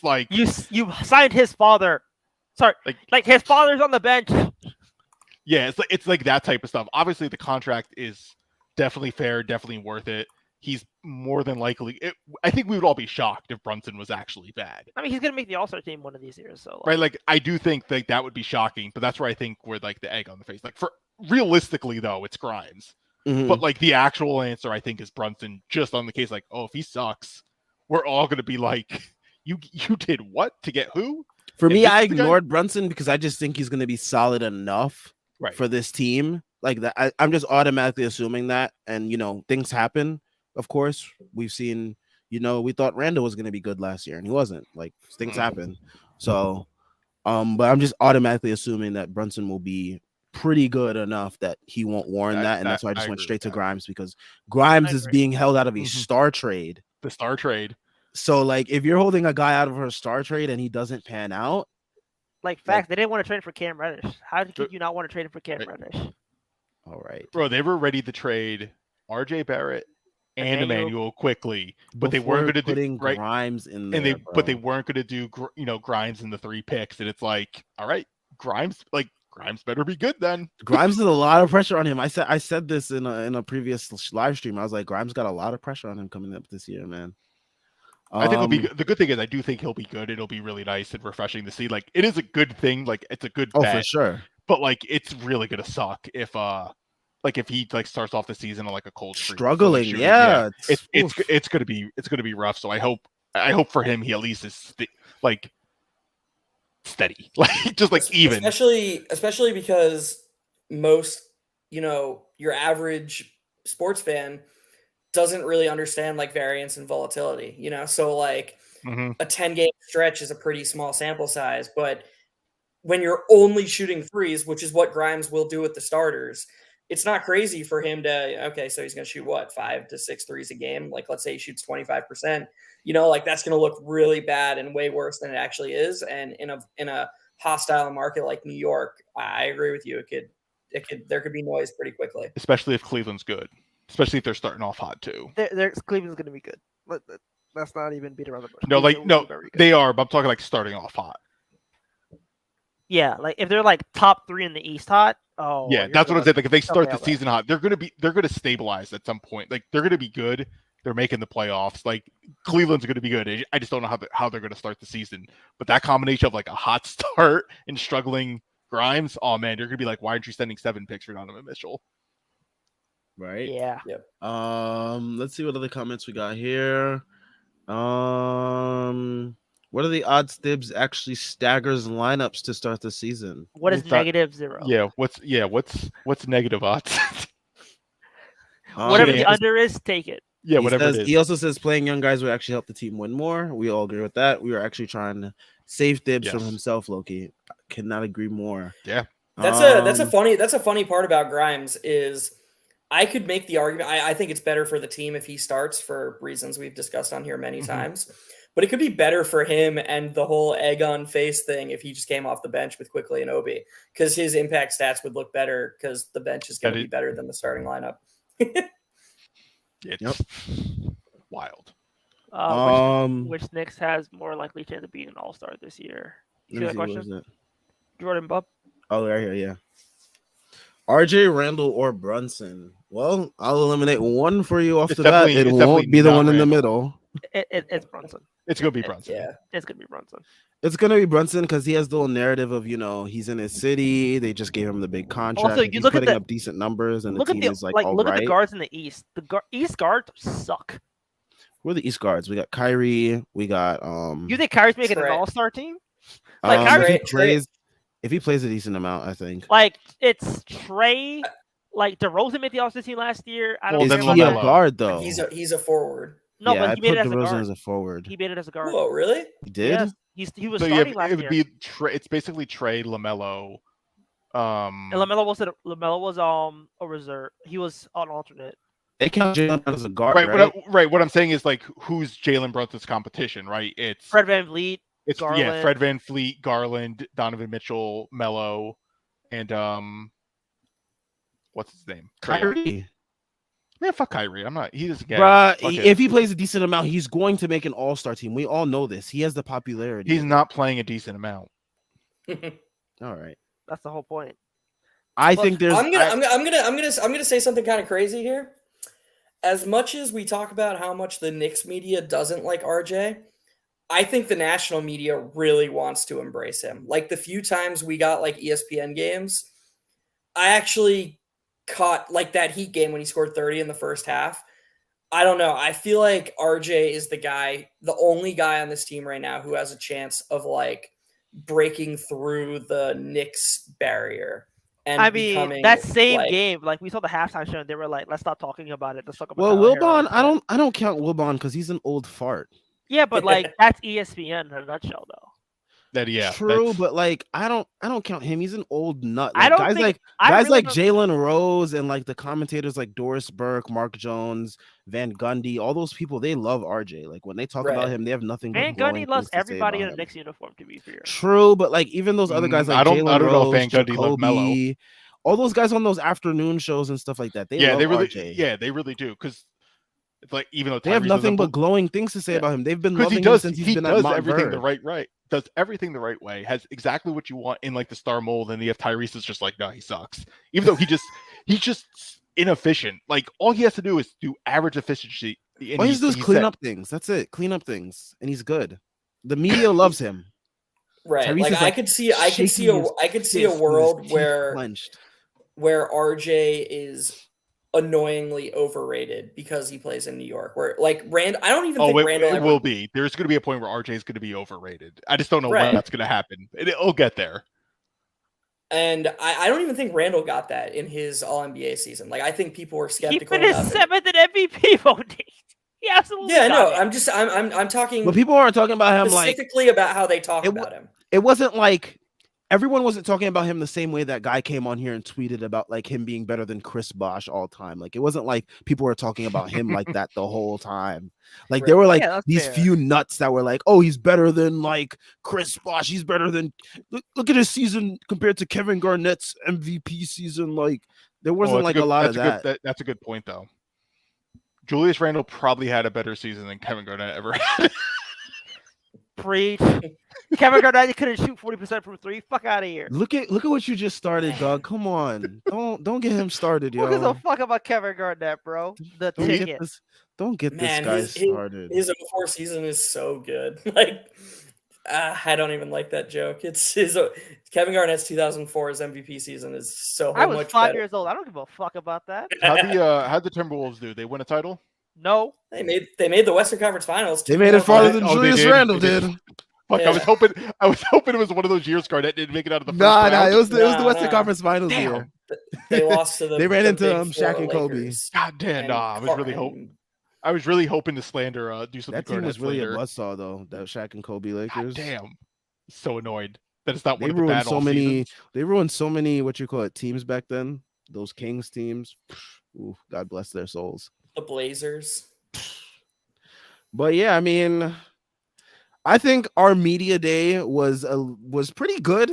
I mean, we allowed the media to actually come. They had pressers and all that, which people didn't have to freak out about that because there are some fans that absolutely hate that we don't allow the media into certain events.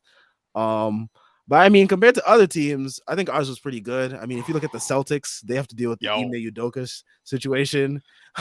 Jaylen Brown seems like he has like not all the details about it.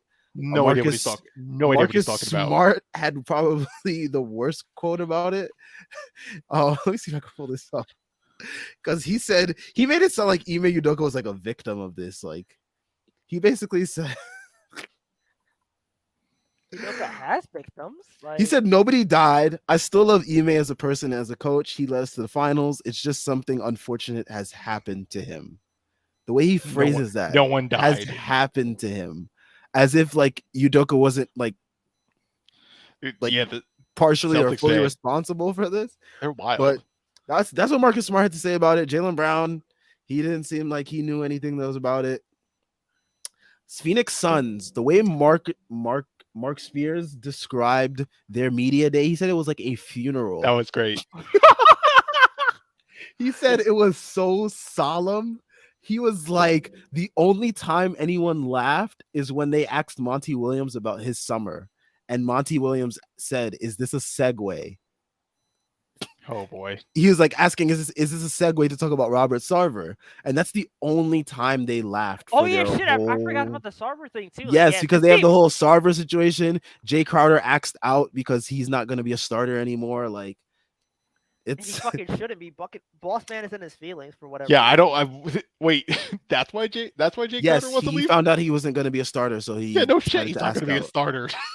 I mean, he was a starter for like the last I don't know 3-4 years or whatever. So he's Yeah, like this good is for like him. a culture shock. He's Or washed. are they starting Cam? I assume. Yeah, I Yeah, think so. probably Cam Johnson's going to be starting. Yeah, which makes sense. Did you Dario guys see? Saric. Did you guys see DeAndre Ayton? He looked really. And I was just thrilled. about to say DeAndre Ayton. They asked him about his contract, and he said, Congratulations on obviously getting the deal. Just maybe your thoughts that now that you got that. Maybe what was your initial reaction once the Suns matched the Pacers offer? I was happy. I guess. I guess. Dude, he looks like he's like being held at like gunpoint off camera somewhere. Dude, Wow. that really shows how like money really doesn't buy happiness, because my man is making Wow. how much money guaranteed, and he's like, I don't fucking want to be here. Like, He should. That's the Eric Bledsoe tweet. Like, I mean, Eric Gordon came out today and was like, I would love to finish my career here in Houston, but I want to win. Basically saying these guys is not winning this year. These guys is not winning nothing, and I ain't gonna contribute to any of this losing over here. You got Aaron Gordon, who had to basically talk about why he had to delete tweets talking about Anthony Edwards' situation because he had no idea what Anthony Edwards said. I don't know if you guys saw that he gave a thumbs I down saw the thumbs emoji to Anthony Edwards' fine. He said he had no idea why Anthony Edwards got fined. He said he had to research afterwards and find out, and he was like, okay, the fine made sense. It's like, bro, just a quick Google search or a quick Twitter search would have let you know what was going on. I guarantee even in the tweet itself, it said why he got fined. Like if I said he got fined for a homophobic slur, like that's all you had to do. And oh my god! Like, is it that hard to like? I am pro shut up and dribble, by the way. Bro, literally, no, dead ass. Like, bro, if you make millions of dollars, don't even have an account. Don't even have an account. What do you need Twitter for, bro? You're making millions of dollars. The fuck are you gonna do? yeah, you're not catching. I me am on, you're pro not catching shut up me on and Twitter. dribble. And we didn't even mention the LaMelo Ball saying that he's spoken to Miles Bridges. Why would you And he's admit that? First of all? hopeful, and he is hopeful that he will be back. Yeah, no. Does LaMelo not Like- know what Miles Bridges did? Like No. you visited him in jail. Like what? Yeah, man. Just I am pro shut up and dribble. Shut up and just play basketball, bro. We don't want to hear your opinions. Look, I know one thing though. Fucking Miles Bridges is gonna be a lockdown defender this year. Emphasis on the lockdown. oh yeah. Oh my gosh. Like, bro, they don't have to speak. Just play basketball. Bro, dead ass just You be like get paid to play basketball. That's, That's it. it. All You you don't gotta get say- paid to give your opinion on excited for the anything. season, ready to hoop.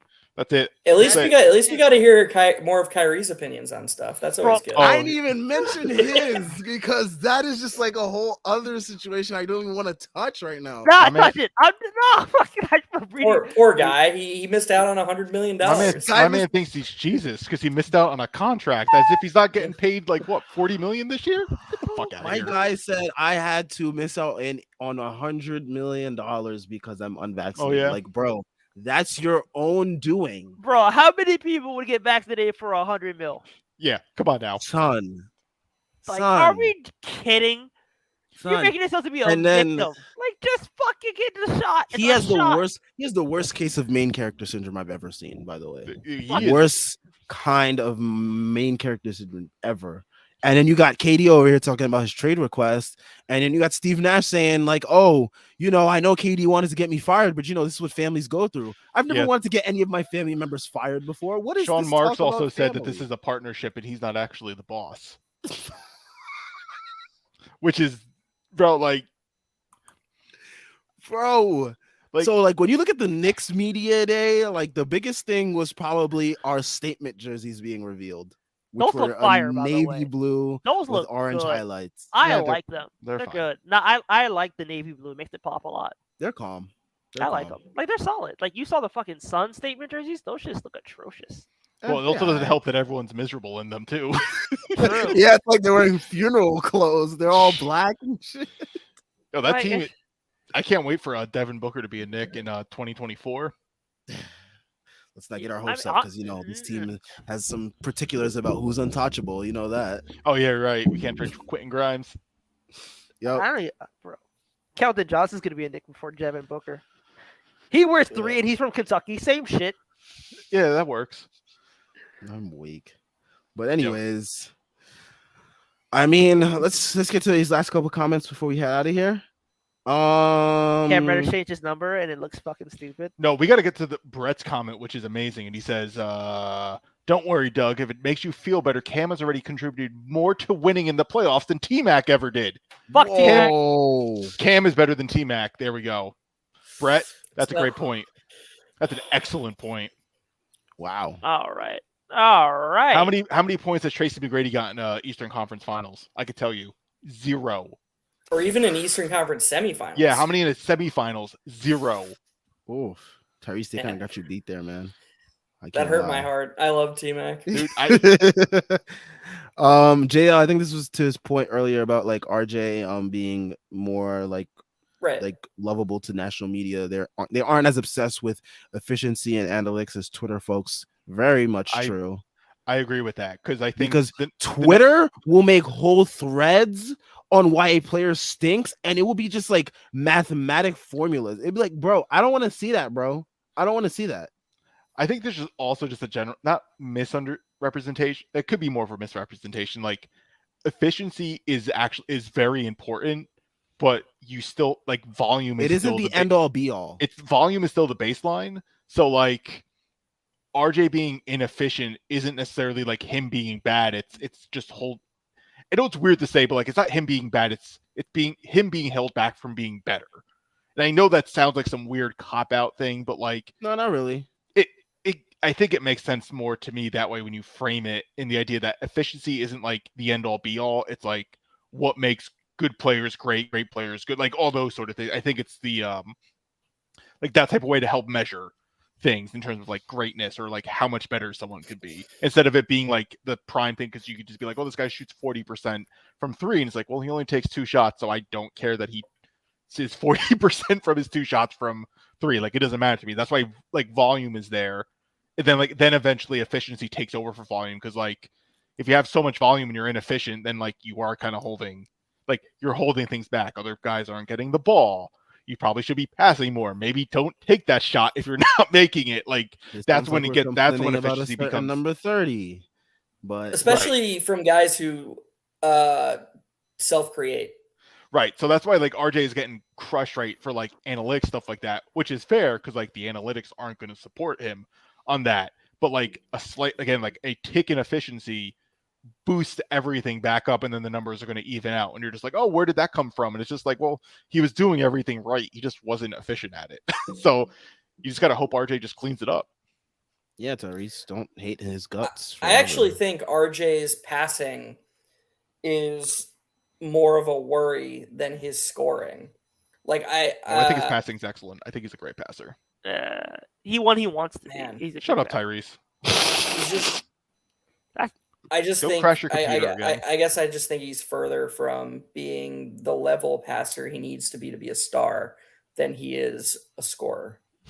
I think it's also like a result of who's around him. I think it's the result of the offense and who's around him too. Yes, like in terms of the lineups that he's played with, because I don't think he's been playing in the most conducive lineups.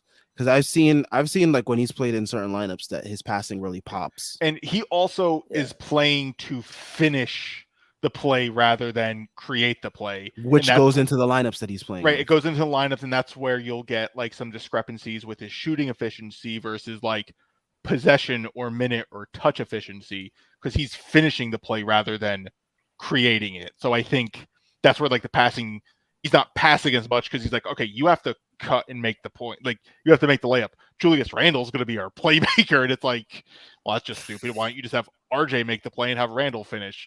Try that out, Tibbs. But like, no, we couldn't even get that. So right. Basic That's stuff what like that. That's what I think. His passing is underrated. Even though I can see why you're just like it's not that good because like you just look at it, it's a couple kickouts, right? You're just like who cares? But like I think he has it though. I don't think we see enough of it. I don't think that's his role. I hope that's his role this Going coming up forward, year. yeah, because I mean that would open up, so much more things in terms of like he has like the lob I- pass, like he has the alley-oop pass down. He has the kick out to the corner Man. down. Like he has like he's definitely got both corners finding 3-point shooters on the drive with one hand. He's really good at that. Yeah. I'm not as convinced on the lob. Like Quickly is a much better lob passer than he is. I think agree, it's also because we haven't seen. It's really good. Yeah. Yeah, I also don't think I don't think we see him in those situations where he's like given that opportunity to create those lob passes where he's like operating in a pick and roll and stuff like that. Like one play that sticks out to me is that one play at the end of the Celtics game where he was able to find Mitch for that alley-oop at the end of that game. I don't know if you guys remember before he hit the game winner. Yeah. Okay. Yeah, so I don't remember. Before he hit the game winner. Okay. Yeah, before he hit the game winner. It was one of those plays where he got back in late in the game. It was pick and roll.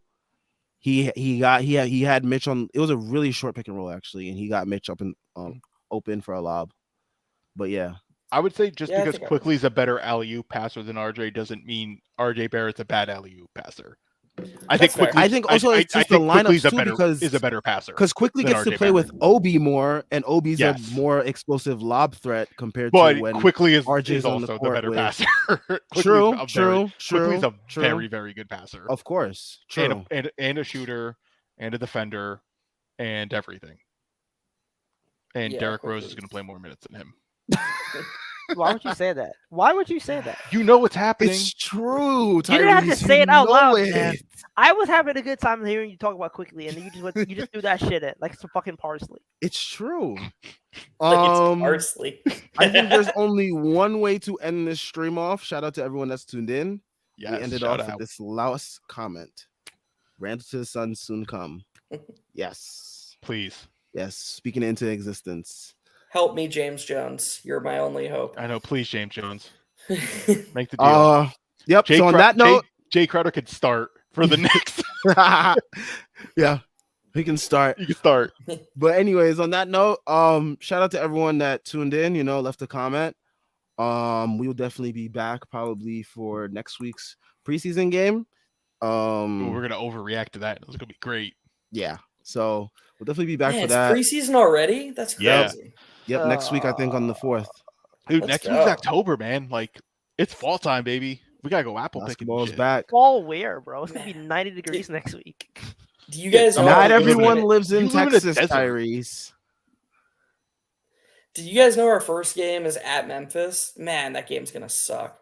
The season opener? No, that's a game for regular season. That's a game for the trenches. I'm looking forward to that.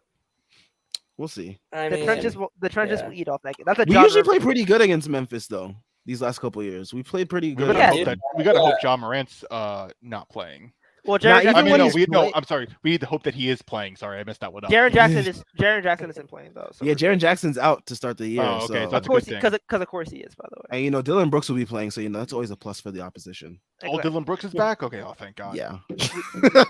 we win by double. We win by double digits. It's over. But yeah, I think we played them pretty well over these last couple of years. I remember, and Mitch always kills them. It's weird. Yeah, Mitch always plays really well against them. I don't want Bane to play. Bane will play, and the people will be like, "Why did we draft Desmond Bane over Romero quickly?" And people could bitch about the fucking 25th pick in the draft being good. Like, I do still wish. Oh yeah, Jordan says preseason game 1 is versus Detroit on TNT. Oh, so we're gonna get the fucking inside the NBA crew roasting us. I love how everyone just collectively groaned. Oh. Yeah.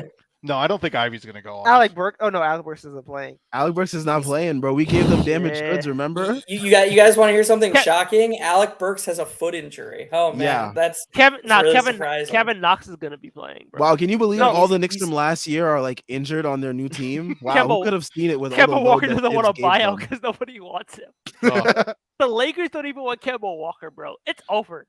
Poor Kemba. It's over. His career is done. Oh my god. That hurts. It hurts my soul, man. He's gonna His be career is hooping. done. He's gonna be It hooping really with is. Stoudemire in fucking Israel. He's gonna be playing in the Big Three league soon. Oh, Kevin's he- gonna be playing in the Big Three league. him and Isaiah Thomas He will be would tearing cook it in up. that league. He would. Like, It's just a it would bunch be of like the washed big- up dudes, It would just be like like the Big him. East tournament all over again. Except it's just half court. He doesn't have to go down the He court. doesn't and have to play defense. grind those knees down. he gonna try to do that step back, and his knee's gonna pop. Oh Ugh. my gosh, Tyrese! Tyrese is like speaking the absolute worst on Kemba Walker right now. I mean, I Typical hope Randall it doesn't, fan. but he's gonna like go for that. He's gonna go for that shimmy, and then he could need fucking ice. Like, you Oh, saw them man. ice packs that he was putting on, bro. All Like, he needs is a week of Kemba Patrick again. Ewing got scared. Yeah, Them no, ice packs were huge, huge. and because he's smaller, it makes the ice pack look even bigger. Like, it was on his thigh, bro. It was on his thigh and his knee. No, it was wild. That shit looked like a bad tattoo. Oh man. On that note, we'll be out of here. Make sure I check the description for all the links. We definitely got all the links for everything Strickland related.